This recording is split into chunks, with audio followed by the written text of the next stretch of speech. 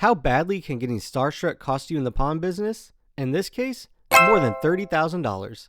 Today, I'm looking at a deal where Rick and his guitar expert Jesse let the glow of a famous adjacent name blind them, and it turned into one of the biggest losses I've seen on the show. The seller, the man, the myth, the legend you've never heard of, Vic Flick, a musician who wrote, played, and recorded on some big name songs, though he is not exactly a household name. He walks into the shop with his 1961 Fender Stratocaster, complete with a list of songs this specific guitar helped create. His asking price? A hefty $70,000. Rick admits he's never heard of Flick, but he knows a 61 Strat can easily fetch over 10 grand. So he calls in his guitar expert, Jesse. Jesse praises Flick's career, framing him as a major player in the music world of the 60s and 70s. He adds that an Olympic white 61 Strat could be worth around $35,000.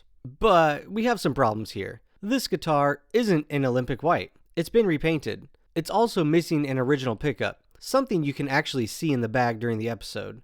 That pickup later appears reinstalled for the sale, so not a huge deal, but the fact remains, Jesse's assessment wasn't very detailed. He didn't notice or check to see if the paint was original, which is hugely important to vintage guitar value. And he neglected the very visible wear and tear we can see on the guitar. And since he is presenting this guitar as maybe worth $35,000 all on its own, those are major things to simply overlook and not factor into the price. And then, on top of that, adding in the provenance, Jesse claims that this could fetch $60,000 to $70,000 at auction. Another huge inflation given the owner, though an accomplished musician, isn't really well known. And what happens next? Rick bites hard. He pays $55,000 for the guitar. Even if Jesse's inflated estimate were right, which I will prove it never was even close to being right, that leaves almost no profit for Rick after auction fees, which can eat up to 20% or more. I really have no idea what Rick was thinking here.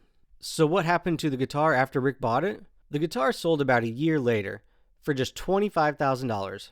One bid. Rick lost well over $30,000 on this deal. And here's the kicker. The Blue Book value at the time for a mint condition 61 Strat was about $32,000. A near mint blonde one sold for $30,000, and a 62 Olympic white went for $42,500. So yeah, Jesse's statement about $35,000 value for Olympic white wasn't far off. But remember, that's for mint condition guitars. This guitar wasn't mint condition, nor was it even really close to being mint. It had a different refinish paint job, had the wrong pickup, and plenty of visible wear and tear. And the Blue Book value on this guitar as it sat at the time with its issues? Around $10,000.